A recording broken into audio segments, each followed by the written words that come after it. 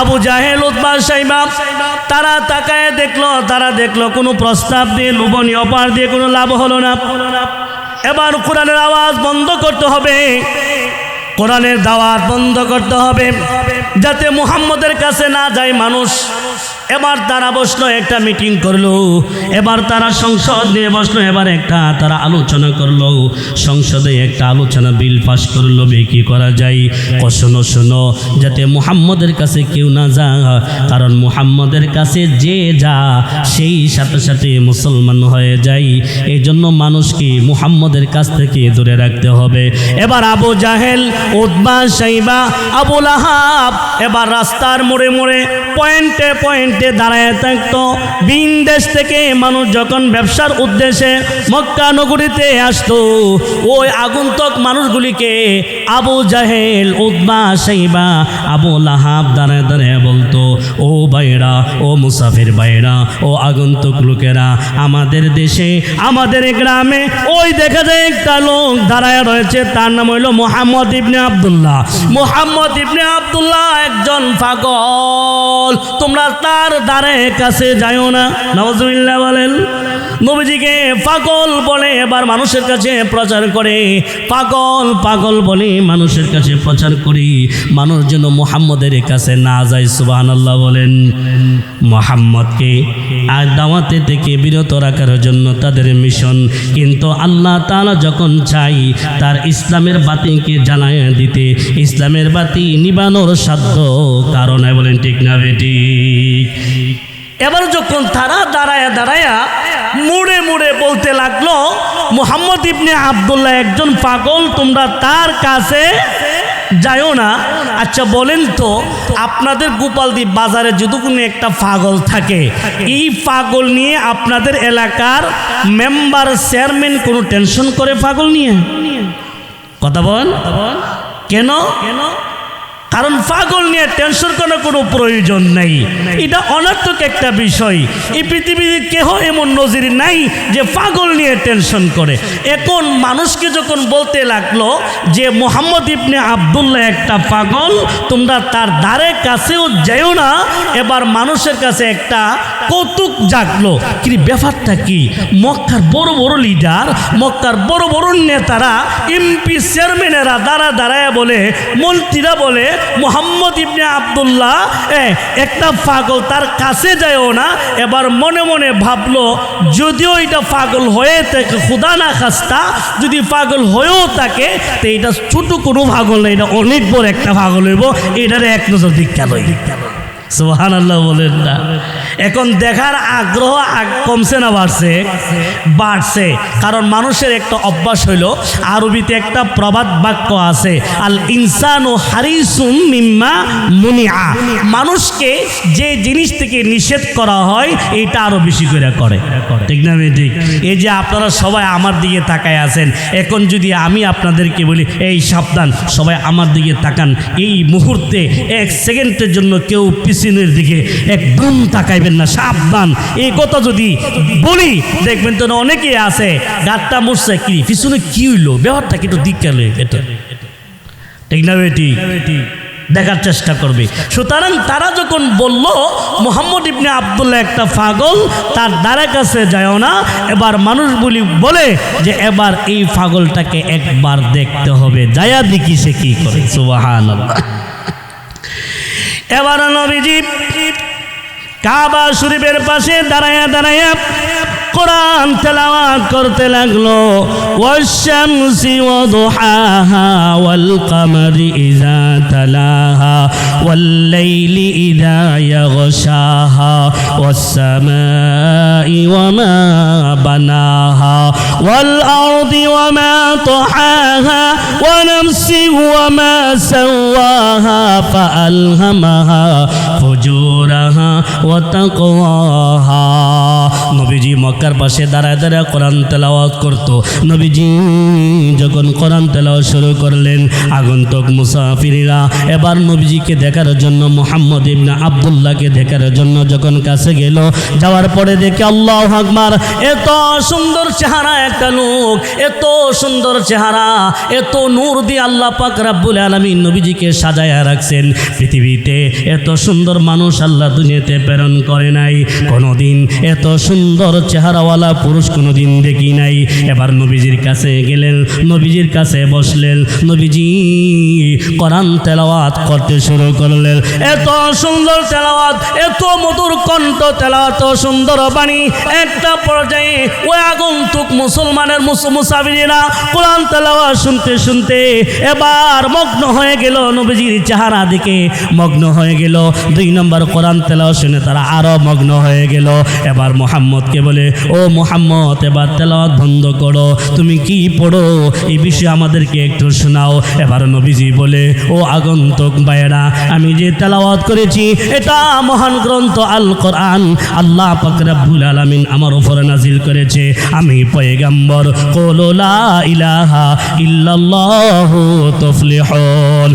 এক আল্লাহর ইবাদত করো, এক আল্লাহর গোলামি করো, বলো এই কথা, আল্লাহ ছাড়া কোনো মাবুদ নাই, একমাত্র আমাদের মাবুদ হলো কে? একমাত্র আমাদের মাবুদ হইল আল্লাহ। এই গ্রন্থ আল্লাহ আমার উপর নাজিল করেছে, আমি মুহাম্মদ আল্লাহর তরফ থেকে রসুল। এই কথা জন্য বললো, বলার সাথে সাথে আগন্তুক লোকেরা বলে, হা হা হা, এত সুন্দর চেহারাওয়ালা মানুষ কোনোদিন পাগল হতে পারে না। এত সুন্দর বাণী, অবশ্যই এটা মানুষের বানানো কোনো গ্রন্থ না, মহান গ্রন্থ আল কোরআন আল্লাহ নাজিল করেছে। এত সুন্দর যিনি কথা বলে সে কোনোদিন পাগল হতে পারে না। এবার নবীজি এবার ডাক দিয়ে বলে, আগন্তুক মুসাফিরে ডাক দিয়ে বলে, ও মুহাম্মদ, আর দেরি করিও না, আর কোনো প্রয়োজন নাই ব্যাখ্যা বিশ্লেষণ করার, বুঝতে পেরেছি এটা আল কোরআন আল্লাহ নাজিল করেছে, তুমি আল্লাহর তরফ থেকে পয়গম্বর মুহাম্মদ নবী গো, এই মুহূর্তে কালিমা পড়াইয়া আমাদেরকে মুসলমান বানায় দেন। লা ইলাহা ইল্লাল্লাহু মুহাম্মাদুর রাসূলুল্লাহ। এবার তারা মুসলমান হয়ে গেল। বলেন ভাইরা, তারা যখন মুসলমান হয়ে গেল, আবু জাহেল, উতবা, সাইবা এদের খুব ভালো লাগলো না খারাপ লাগলো? এদের ভিতরে আরো বেশি করে জ্বালাও ফোরানি শুরু হয়ে গেল। এবার তারা আবার একটা মিটিং করলো, বলে না না না, মুহাম্মদকে জাদুকর বলেছি, মুহাম্মদকে আমরা পাগল বলেছি, মুহাম্মদকে লোভনীয় অফার দিয়েছি যাতে ইসলামের দাওয়াত বন্ধ করে দেয়, এক আল্লাহর দাওয়াত বন্ধ করে দেয়, কোরআনের দাওয়াত যেন বন্ধ করে দেয়। কিন্তু না না, মুহাম্মদের কাছ থেকে মানুষকে দূরে সরানো সম্ভব না। এই জন্য আমরা বলি, নবীর কাছ থেকে, কোরআনের কাছ থেকে যেমন মানুষকে দূরে সরানো সম্ভব না, কিয়ামত পর্যন্ত আলেম ওলামা কোরআন থেকে জনসাধারণ মানুষকে দূরে সরানো সম্ভব হবে না। ঠিক না বেটে? ভাইরা বাবারা আমার, এবার তারা আবার মিটিং করলো, আবার আলোচনা করলো কি করে বন্ধ করে যাই। এবার তারা আবার বসে আলোচনা করলো, কোশনো একটা কাজ করা হতে পারে, বলে কি করা যায়। আজকে আমরা আইন পাশ করব, আজ থেকে আমরা আইন প্রণয়ন করব। বলে কি আইন ঘোষণা করে দাও, মুহাম্মদের কোরআন তেলাওয়াত কেউ শুনতে যাইবা না, মুহাম্মদের কোরআন তেলাওয়াত বন্ধ করে দাও, কোরআন তেলাওয়াত শোনা শ্রবণ করা নিষিদ্ধ, যে কোরআন তেলাওয়াত করবে তাকে গ্রেফতার করা হবে, জেলে আবদ্ধ করা হবে, শাস্তি দেওয়া হবে। এভাবে সমস্ত নেতারা আবু জাহেল, উতবা, সাইবা, আবু লাহাব মিলে সকলের কাছে এই পয়গাম পৌঁছায় দিল, এই আইন প্রয়োগ পৌঁছায় দিল। এবার নবীজি যখন রাত্র গভীর হয়ে গেল, নবীজি তাহাজ্জুদে দাঁড়ায়া দাঁড়ায়া মহান গ্রন্থ আল কোরআন আল্লাহর বাণী কালামুল্লাহ তেলাওয়াত শুরু করে দিলেন। নবীজি তাহাজ্জুদে নামাজ পড়তেন। আল্লাহ তাআলা বলেন, ওয়া মিনাল লাইলি ফাতাহাজ্জাত বিহি নাফিলাতাল লাক আসা আন ইয়াবআসাকা রাব্বুকা মাকামান মাহমুদা। আল্লাহ ডাক দিয়ে বলে, ইয়া আইয়ুহাল মুজাম্মিল কুমিল লাইলা ইল্লা কালিলা নিসফাহু আও ইনকুস মিনহু কালিলা আও জিদ আলাইহি ওয়ারাত্তিলিল কুরআনা তারতিলা। আল্লাহ ডাক দিয়ে বলে, ও কম্বলওয়ালা পয়গম্বর, রাত্রিবেলা আবার উঠুন, ঘুমিয়ে থাকেন না, একটু তাহাজ্জুদের নামাজ আদায় করুন, তাহাজ্জুদের নামাজটা আদায় করুন। আপনি এবার তো মূল ডিউটি 5 ওয়াক্ত নামাজ পড়েন, এবার কিছু ওভার টাইম করেন তাহাজ্জুদের নামাজ। মিলে তাহাজ্জুদের নামাজ পড়লে কি হবে? আল্লাহ পাক রব্বুল আলামিন বলেন, আসা আইয়া বাআসাকা রাব্বুকা মাকামান মাহমুদা। আপনি তাহাজ্জুদের নামাজ আদায় করবেন ও গো পয়গম্বর, বিনিময়ে আমি আল্লাহ পাক রব্বুল আলামিন আপনাকে মাকামে মাহমুদ দান করব। আল্লাহু আকবার। মাকামে মাহমুদ কাকে বলে এই বিষয়ে আজকে আমি আলোচনা করব না, সময় কম। আমি কথাবার্তা তো তাড়াতাড়ি বলতেছি যেহেতু সময় কম, যে বিষয়টা সামনে আনছি একটু কিছু আলোচনা করার প্রয়োজন। এবার আসুন, নবীজি গভীর রজনীতে এবার তাহাজ্জুদের নামাজে দাঁড়ায় গেলেন। সকল মানুষ ঘুমিয়ে গিয়েছেন, পাখিকুল ঘুমিয়ে গিয়েছেন, পশুকুল ঘুমিয়ে গিয়েছে। এবার নবীজি মহান রব্বুল আলামিনের প্রেমে আবদ্ধ হয়ে, আল্লাহর প্রেমের প্রেমিক হয়ে এবার নামাজের মধ্যে দাঁড়ায় তেলাওয়াত শুরু করে দিলেন। ইয়াসিন ওয়াল কোরআনিল হাকিম ইন্নাকা লামিনাল মুরসালিন আর রহমান আল্লামাল কোরআন খলাকাল ইনসান আল্লামাহুল বায়ান। আল্লাহু আকবার। এবার নবীজি যখন কোরআন তেলাওয়াত শুরু করলো, নবীর তেলাওয়াত এত মধুর, এত কণ্ঠ ছিল, এত সুমধুর ছিল, এত আকর্ষণ ছিল। কোরআনের তেলাওয়াত যখন আবু জাহেলের কানে পৌঁছলো, এবার আবু জাহেলের ঘুমকে জেনে কেড়ে নিল। আবু জাহেল ঘুমাইতে পারে না, বিছানা এদিক সেদিক ছোটাছুটি করে, এফিট ওফিট করে, ঘুম তো আর আসে না। এত সুন্দর তেলাওয়াত, এত সুন্দর বাণী, এত সুন্দর আওয়াজ, তার মনে চাই যেন ঘুম ছেড়ে দিয়ে এবার যেন মুহাম্মাদের তেলাওয়াত শুনতে চলে যাই। সুবহানাল্লাহ বলেন। আবু জাহেল ঘুমাইতে পারে না। এবার আবু জাহেল মনে মনে কয়, যেহেতু আইন করা হয়েছে মুহাম্মাদের তেলাওয়াত শুনতে কেউ যাইবে না, কিন্তু আমার তো ঘুম হারাম হয়ে গিয়েছে, আমি তো ঘুমাইতে পারি না। এবার চলি মুহাম্মাদের কুদুর তেলাওয়াত শুনিয়ে আসি, কেউ জানবে না, কেউ তো আর দেখবে না, ফাঁকে দিয়ে একটু কোরআনের মজা গ্রহণ করি। সুবহানাল্লাহ বলেন। আল্লাহু আকবার। এবার আবু লাহাবের একই অবস্থা, আবু লাহাবের ঘুম চলে গেল, ঘুমকে জানি কেড়ে নিয়েছে। এবার আবু লাহাবও ঘুমাইতে পারে না, ঘুম থেকে উঠে গেল, মনে মনে ভাবলো আইন কোন প্রয়োগ করা হয়েছে, এবার কেউ তো দেখবে না, শুনবে না, আমি একটু মুহাম্মাদের তেলাওয়াত শোনার জন্য রওনা দিই। এবার আবু জাহেল একদিক দিয়ে রওনা দিল নবীজির কোরআন তেলাওয়াত শোনার জন্য, এবার আবু লাহাব আরেক দিক দিয়ে রওনা দিল নবীর কোরআন তেলাওয়াত শোনার জন্য। আবু জাহেল আইতেছে, আবু লাহাব জানে না আবু লাহাব আসছে নবীর কোরআন তেলাওয়াতের জন্য, আবু জাহেলও জানে না। এবার আস্তে আস্তে চৌরাস্তার মুরুদিজন সাক্ষাৎ হয়ে গেল। সুবহানাল্লাহ বলেন। এবার জিজ্ঞাসা করে, ও আবু জাহেল কেন আসছো? আবু জাহেল বলে, আবু লাহাব তুমি কেন আসছো আগে বলো। বলে না, তুমি কেন আসছো তুমি আগে বলো। এবার বলে, বুঝতে পেরেছি মুহাম্মাদের তেলাওয়াত শোনার জন্য আসছো। সুবহানাল্লাহ বলেন। মুহাম্মাদের তেলাওয়াত শোনার জন্য আসছো? বলে হ্যাঁ হ্যাঁ, এটাই উদ্দেশ্য। মুহাম্মাদের তেলাওয়াত আমাদেরকে ঘুমাইতে দেয় না, মহান গ্রন্থ আল কোরআন তাকে এইভাবে আকর্ষণ করে, এত মজা, এত সুর, এত কণ্ঠ। আল্লাহু আকবার বলেন। আল্লাহু আকবার। এবার যখন কোরআন তেলাওয়াত শোনার জন্য একত্রিত হয়ে গেল, এবার দুজনে বলল, না না না, বুঝতে পেরেছি মুহাম্মাদের কোরআন তেলাওয়াত থেকে আইন টাইন করে কোরআনের তেলাওয়াত বন্ধ করা যাবে না। ঠিক না বেটে? কোরআন বন্ধ করা যাবে না। ভাইয়েরা বাবারা আমার, এই অবস্থায় এই কাফেরদের মধ্যে একজন কাফের ছিল, তার নাম ছিল নজর ইবনে হারেস। এই নজর ইবনে হারেস সে বিভিন্ন দেশে যেত, ব্যবসা করত, বিভিন্ন দেশে সফর করত। ওই খন্নাস, ওই খবিসে এবার বিদেশ থেকে একটা বই কিনে নিয়ে আসছে। এই বইয়ের ভিতরে আগের যুগের বড় বড় বাদশাদের জীবনী কাহিনী বর্ণিত আছে, সত্যমত্য মিলায়া, এবং একটা গায়িকা কিনে নিয়ে আসছেন। গায়িকা, আপনি গায়িকা চিনেননি? গায়িকা কেউ চিনেন না? গায়িকা কেডা? হ্যাঁ গান করে নাকি, একটা গায়িকা নিয়ে আসছে, এবার গায়িকা নিয়ে আসছে আর এবার একটা বই নিয়ে আসছে। এবার বলে নবীজি যখন কোরআন তেলাওয়াত করে ওই কাফেররা সকলে মিলে এবার ডাক দিয়ে বলে, ওই যুবক মুহাম্মদের তেলাওয়াত শুনতে যাও না, তেলাওয়াতে তোমরা কি মজা পাও, আমি তোমাদের জন্য গান কিনে নিয়েছি, গায়িকা কিনে নিয়ে এসেছি, গায়িকা গান গাইবে আর তোমরা হাত তালি দিবে, ওয়ালগাউ ফীহি লাআল্লাকুম তাগলিবুন।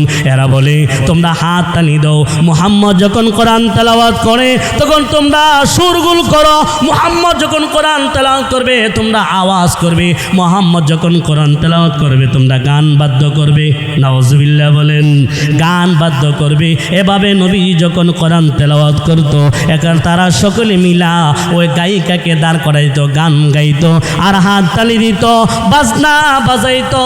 উদ্দেশ্য কি? কোরআনের তেলাওয়াত বন্ধ করে দেওয়ার জন্য। উদ্দেশ্য কি? কোরআনের দাওয়াত বন্ধ করে দেওয়ার জন্য। নবীজি যেন ইসলামের দাওয়াত না দিতে পারে, নবীজি যেন কোরআনের দাওয়াত না দিতে পারে, এই জন্য তারা গান বাদ্যের আয়োজন করছে। বলে ঠিক না বেটি? এবার আমার কথা যদি আপনারা বুঝে থাকেন, এবার বলেন পৃথিবীতে সর্বপ্রথম গানের সূচনা করেছে নজর বিন হারেস, মুসলমান না কাফের? জবাব দিয়েন, মুসলমান না কাফের? দেখেন একজন কাফের গানের সূচনা করছে এবং সে গানের আয়োজন করছে। উদ্দেশ্যটা কি ছিল? নবীজির কোরআনের দাওয়াত, ইসলামের দাওয়াত বন্ধ করে দেওয়ার জন্য। গানের আয়োজন কেন করছে বলেন? কোরআনের দাওয়াত বন্ধ করার জন্য গানের আয়োজন করছে। ইসলামের দাওয়াত, আওয়াজ দিয়ে কথা বলেন, গানের আয়োজন করছে এক আল্লাহর দাওয়াত বন্ধ করার জন্য। গানের আয়োজন করছে মুহাম্মদুর রাসূলুল্লাহর মিশনকে বন্ধ করে দেওয়ার জন্য। গানের আয়োজন করছে লা ইলাহা ইল্লাল্লাহর দাওয়াতকে বন্ধ করে দেওয়ার জন্য। সুতরাং আজও যারা গান বাদ্যের আয়োজন করে, গান বাদ্যের আয়োজন করে, স্পষ্টভাবে আমরা বলতে পারি এরা মূলত মুসলমানের কেউ না, এরা হলো নজর বিন হারেস, কাফেরদের উত্তরসূরি। বলেন ঠিক না বেটি? তাহলে গান বাদ্য শুরু হয়েছে কোরআনের আওয়াজ বন্ধ করে দেওয়ার জন্য। আজকে কিছু মুসলমানেরাও বলে গান বাদ্য বিলে যায়, নাউজুবিল্লাহ বলবেন না? যে কোরআনের আওয়াজ বন্ধকে আমি নারে তাকবীর, নারে তাকবীর, আল কোরআনের আলু, আল হাদিসের আলু। আমরা কোরআনের পক্ষে না বিপক্ষে? এবার আপনারা ফতোয়া দেন। এবার যদি আপনারা গানে যান বা আপনাদের কেউ গানে যা, এরা কোরআনের পক্ষে না বিপক্ষে? এরা ইসলামের পক্ষে না বিপক্ষে? এরা নবীর পক্ষে না বিপক্ষে? এরা কাফেরদের পক্ষে, নবীর বিপক্ষে। বলে ঠিক না বেটে? কোন মুসলমানের সন্তান যদি তার ভিতরে বিন্দু পরিমাণ ঈমান থাকে, যদি সরিষা পরিমাণ ঈমানও থাকে, কোন মুসলমানের বাচ্চা গানের আসরও যাইতে পারে না। বলেন ঠিক না বেটে? আল্লাহ এই আয়াতে এখন কোন প্রকারের গান, এখানে অনেক আলোচনা কোন প্রকারের গান। আমাদের দেশে তো অনেক গান আছে, ইসলামী গান, আবার আছে মাইজবান্ডারি গান, মারফতি গান, এরপরে আবার আছে প্রেম প্রীতির গান। বলেন ঠিক না বেটি? ওর কোন প্রকারের গান রে আল্লাহ হারাম করছে আর কোনটারে আল্লাহ নিষিদ্ধ করেছে, কোন প্রকারের গানের কি ধরনের এই শাস্তি হবে, এই বিস্তারিত আলোচনার সময় আমার কাছে নাই, একেবারে কম সময়। এবার আসুন, এই আয়াতে আল্লাহ গান নিষিদ্ধ করেছেন। সূরা বনী ইসরাঈলের আরেকটা আয়াতে আল্লাহ তাআলা শয়তানকে এক পর্যায়ে বলতেছেন, এ শয়তান, তুমি পারলে মানুষকে গুমরাহ করো, মানুষকে ইসলামকে দূরে সরিয়ে দাও। মানিস্তাতা মিনহুম, যাদেরকে তুমি পারো বিসাউতিকা, তোমার শব্দের মাধ্যমে গুমরাহ করো। শয়তানের শব্দ দিয়া গুমরাহ করার কথা বলছে। এখানে শয়তানের শব্দ কোনটা? মুফাসসিরিনে কেরাম আব্দুল ইবনে আব্বাস রাদিয়াল্লাহু তাআলা আনহু, বিখ্যাত মুফাসসির, সমস্ত সাহাবীদের, সকল সাহাবীদের, সমস্ত মুফাসসিরদের সর্দার যিনি, রইসুল মুফাসসির, নবীজির আপন চাচাতো ভাই আব্দুল ইবনে আব্বাস রাদিয়াল্লাহু তাআলা আনহু বলেন, এই শয়তানের গানের আওয়াজ দিয়া উদ্দেশ্য হচ্ছে গান বাদ্য। নাউজুবিল্লাহ বলেন। এই শয়তান তুমি মানুষকে ফতভস্ত করতে চাও তাহলে তোমার গান বাদ্য দিয়া তুমি যদি পারো তাহলে তোমার মানুষদেরকে ফতভস্ত করো। এখন আল্লাহ পাক রব্বুল আলামিন এই গান বাদ্যকে হারাম ঘোষণা করেছেন সূরা লুকমানের 6 নম্বর আয়াত। কয় নম্বর আয়াত? 6 নম্বর আয়াত। এরপরে সূরা বনী ইসরাঈলের 66 নম্বর আয়াতে, এই আয়াতের মাধ্যমে আল্লাহ তাআলা ওয়াস্তাফজিস মানিস্তাতা মিনহুম বিসাউতিকা, তাহলে শয়তান যে জিনিসটা মানুষকে গুমরাহ করবে এটা হালাল না হারাম, এটা বুঝবার লাগে আর মুফতি সাহেব লাগবো কি গন? শয়তান গুমরাহ করবে যে জিনিসটা এটা হালাল না হারাম এটা বোঝার জন্য আর মুফতি সাহেবের দরকার নাই। এরপরে একটা হাদিস আপনাদেরকে শুনাই। রাসূল করিম সাল্লাল্লাহু আলাইহি ওয়াসাল্লাম হযরত আবি উমামা রাদিয়াল্লাহু তাআলা আনহু থেকে বর্ণিত মিশকাত শরীফের 318 নম্বর পৃষ্ঠা। ক্বালা রাসূলুল্লাহ সাল্লাল্লাহু আলাইহি ওয়াসাল্লাম আমারানি রাব্বি আযজা ওয়া জাল্লা বিমাহকিল মাআজিফি ওয়াল মাযাবিল। নবীজি বলে আমাকে আল্লাহ নির্দেশ দিয়েছেন গান বাদ্যকে দুরিশাত করে দেওয়ার জন্য। সুবহানাল্লাহ বলেন। বলেন যে গান বাদ্যকে দুরিশাত করার জন্য আল্লাহ রসুল বলেন আমাকে নির্দেশ দিয়েছে এই গান বাদ্য জায়েজ না হারাম? হারাম। আরেকটা হাদিস আপনাদেরকে শোনাই, যেহেতু সময় কম শুধু হাদিসের তর্জমাগুলি শোনাইতেছি। আরেকটা হাদিস আব্দুল্লাহ ইবনে আব্বাস রাদিয়াল্লাহু তাআলা আনহু থেকে বর্ণিত, ক্বালা ইন্নাল্লাহ হাররামাল খামরা ওয়াল মাইসারা ওয়াল কাওবা। হুজুর সাল্লাল্লাহু আলাইহি ওয়াসাল্লাম বলেন আল্লাহ পাক রব্বুল আলামিন মদ হারাম করেছেন। মদ জায়েজ? মদের সাথে শামিল গাঁজা, ইয়াবা, সিদ্ধি, আরো যত নেশা বস্তু আছে সবগুলি হালাল না হারাম? আল্লাহ হারাম ঘোষণা করেছেন। এরপরে নবীজি বলেন কাউবা এর অর্থ হইল গান বাদ্য। আল্লাহ পাক গান বাদ্যকে হারাম ঘোষণা করেছে। নাউজুবিল্লাহ বলেন। হযরত জাবের রাদিয়াল্লাহু তাআলা আনহু থেকে আরেকটা হাদিস নবীজি বলেন আল গিনাউ ইউনবিতু নিফাকা ফিল কলবি কামা ইউনবিতুল মাউজ জারআ। নবীজি বলেন গান বাদ্য মানুষের অন্তরের মধ্যে নেফাকি এমন ভাবে পয়দা করে যেমন জমিনে বৃষ্টি পড়লে গাছ উৎপন্ন হয়। নাউজুবিল্লাহ বলবেন না? তাহলে যারা গান গা তাদের অন্তর ফাঁক না নাফাক? তাদের অন্তর নাফাক। রাসূল করিম সাল্লাল্লাহু আলাইহি ওয়াসাল্লাম থেকে আরেকটা হাদিস আবি উমামা রাদিয়াল্লাহু তাআলা বলেন আর রাসূলুল্লাহ সাল্লাল্লাহু আলাইহি ওয়াসাল্লাম ক্বালা লা তাবিউল কায়নাতা ওয়ালা তাশতারুহুন্না ওয়ালা তুআল্লিমুহুন্না। নবীজি বলে গান বাদ্য তোমরা ক্রয় করবা না এবং গান বাদ্য কাউকে শিখাইবা না। এটা জায়েজ না জায়েজ? হালাল না হারাম? হারাম।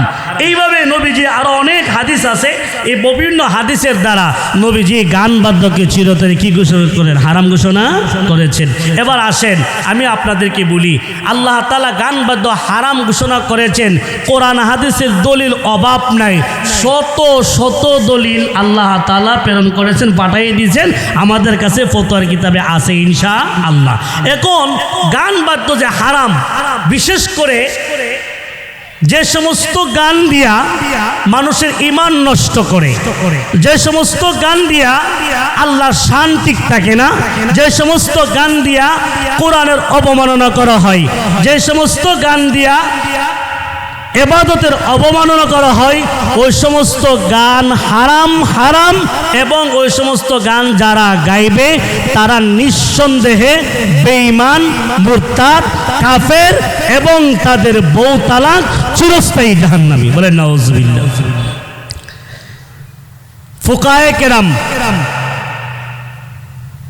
ফতোয়ার কিতাবে সমস্ত পৃথিবীর সমস্ত মাযহাবের সমস্ত তরিকার সমস্ত মুফতিয়ানের কেরামের একই ফতোয়া, গান বাদ্য আল্লাহ চিরতরে হারাম ঘোষণা করেছেন।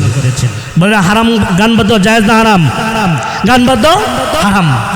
এখন এই গান বিশেষ করে আপনারা জানেন বর্তমানে বাউল সম্প্রদায় যারা বেশিরভাগ হচ্ছে লালনের আদর্শে, ঠিক না বেঠিক? লালন আদর্শ, লালন সহ লালনের অনুসারী যারা আছে, লালন আদর্শ যারা আছে, নিঃসন্দেহ লা শাক্কা ফি, এতে বিন্দু পরিমাণ কোনো সন্দেহ নাই। তারা জিন্দিক, তারা কাফের, তারা বেঈমান, তারা মুশরিক, তাদের কোনো ঈমান নাই, তারা ইসলামের কেউ না। বলেন ঠিক না বেঠিক? এটা তো এমনি বোঝা যা যে গান বাদ্য হারাম করার জন্য কাফেররা, যে কোরআনের আওয়াজকে বন্ধ করার জন্য কাফের যে গান শুরু করেছে, এই গান গায়ে আবার মুসলমান কেমনে হয়?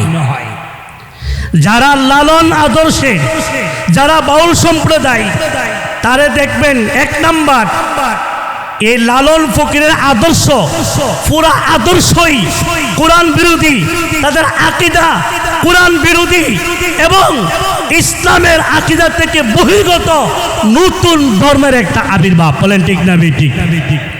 তারা ইবাদত করে না।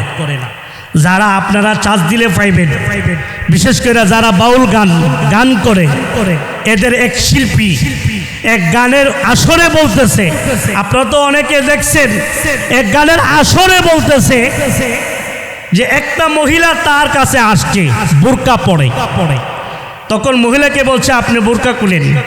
বলে কেন বুরকা খুলবো? বুরকা এটা হচ্ছে শয়তানের লেবাস।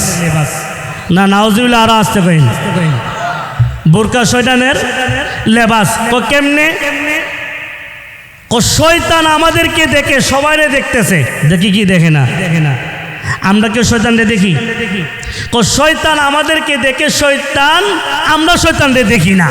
যে বুরকা পরে আসে হে সবাইরে দেখে, আর যে বুরকা পরে আসে তারে কেউ দেখে না, সুতরাং বুরকা হইল শয়তানের লেবাস। নাউজুবিল্লাহ বলেন। এই বুরকা নিয়ে সে যে একটা কটূক্তি করলো, মহান রব্বুল আলামিনের এত একটা বিধানকে সে তুচ্ছ করলো, নিঃসন্দেহ সে বেঈমান কাফের, মুসলমানের কেউ না। বলেন ঠিক না বেঠিক? চিন্তা করে দেখেন, এইভাবে যদি বুরকারে বাদ দেয়া লাহা, তাহলে মুসলমান নারীদেরকে ওপেন মুসলমান নারীর মাধ্যমে এরা মূলত মানুষের ঈমানকে চুরি করতেছে। বলেন ঠিক না বেঠিক? আরেক শিল্পী গানের মধ্যে বলতেছে যে কোরআন শরীফকে চুমু খাইলে, কোরআন শরীফকে চুমু খাইলে কুকুরকে চুমু খাওয়া হয়। আরো জোরে বলে নাউজুবিল্লাহ। এর যদি কাছে পাইতাম, জুতার মধ্যে গু লাগায় গাল পাতার গোটা বাড়ি লাগাইতাম। ঠিক না বেঠিক? এই সমস্ত বেঈমানরা গানের আসর দিয়ে কোরআনকে অবমাননা করা হয়, আমাদের যুবক সর্বনা মুসলমানদের ঈমানকে হরণ করে, এদেরকে রাস্তাঘাটে বয়কট করতে হবে। বলে ঠিক না বেঠিক? এই শয়তানে যুক্তি দেয়, কোরআন শরীফকে চুম্বন করলে কেন কুকুরকে চুম্বন করা হয়? এই শয়তানের শয়তানি যুক্তি, এই ফসা যুক্তি। কোরআন শরীফে কুকুরের নাম আছে, যেহেতু কুকুরের নাম আছে এই জন্য কোরআন শরীফে চুম্বন খাইলে কুকুরের চুম্বন করা হয়। নাউজুবিল্লাহ বলেন। এই শয়তানে আর এক জায়গায় কয় নামাজ নেক কাজ না। নাউজুবিল্লাহ বলবেন না? যাকাত নেক কাজ না, কোরআন হাদিসের মাহফিল নেক কাজ না, নেক কাজ না, রোজা নেক কাজ না। এক যুক্তি দেয়, কি বলে? নেক কাজে শত বাধা, নেক কাজে শত বাধা। যেহেতু নামাজ পড়তেছেন বাধা নাই, তাহলে বোঝা গেল এটা নেক কাজ না। নাউজুবিল্লাহ কোন? রোজা রাখতেছেন কোনো বাধা নাই, তাহলে বোঝা গেল এটা নেক কাজ না। যাকাত দিতেছেন বাধা নাই, বোঝা গেল এটা নেক কাজ না। আমরা গান বাদ্য করি, আমাদেরকে বাধা দেয়, বোঝা গেল গান বাদ্যটা নেক কাজ। নাউজুবিল্লাহ বলবেন না? এই সমস্ত মানুষ গান বাদ্যর মাধ্যমে আপনাদেরকে ইমানদার বানাবে না বেঈমান বানাবে? বেঈমান বানাবে। এবার এইভাবে এদের অহরহর কথা, যে সমস্ত কথার মাধ্যমে মানুষকে বেঈমান বানায়। এবার একটা হাদিস শুনেন, রসুলে বলেছে যারা গান বাদ্যর আয়োজন করে তারা হইল ফাসিক, যারা গানের আসরে বসে তারা হইল কবিরা গুনাহ করলো, আর যারা গান বাদ্য শুনে গান বাদ্যর মজা গ্রহণ করলো সে কাফের হয়ে গেল। নাউজুবিল্লাহ বলেন। এর মানে হইল যারা গান বাউল সম্প্রদায় গান গাওয়ার পরে একদল মানুষ আপনাদের মতো যারা আছে নামাজও পড়ে, টুপিও মাথাত আছে, আবার গানে আসরও বলে, গান গার ফাঁকে ফাঁকে বলে ও ঠিকই বলছে, মজুরি লাগছে, হাততালি দেয়। বলে ঠিক না ঠিক? রসুল বলেন ও তালাজ্জাজু বিহা কুফরুন, কেউ যদি এই সমস্ত গান শুনে স্বাদ গ্রহণ করে তার ঈমান থাকবে না। এবার বলেন ওয়াজ মাহফিলের মাধ্যমে উলামায়ে একরাম আপনাদের ঈমানের সবক দেই, আপনাদেরকে জিন্দা মুমিন বানাই, মুসলমান বানাই। আর গান বাদ্যের মাধ্যমে, বাউল সম্প্রদায় গান বাদ্যের মাধ্যমে আপনাদেরকে, আমাদের যুবকদেরকে বেঈমান বানাতে চাই। আমরা মাহফিলের পক্ষে আর গান বাদ্যের বিপক্ষে। বলেন ঠিক না ঠিক? আল্লাহ তাআলা আমাদেরকে সঠিক বুঝদান করুক। আমাদের আশপাশে কিন্তু গানের আওয়াজ আছে, এই গান বাদ্যকে বন্ধ করা সকলের ঈমানি দায়িত্ব। এই ঈমানি দায়িত্ব থেকে এই গান বাদ্যকে বন্ধ করার জন্য উলামায়ে একরাম সহ তাওহীদি জনতা সহ যে কোনো পদক্ষেপ গ্রহণ করে ওই পদক্ষেপের সাথে ঐক্যমত পোষণ করে গান বাদ্যকে যে কোনো মূল্য হোক বন্ধ করতে রাজি আছি ইনশাআল্লাহ।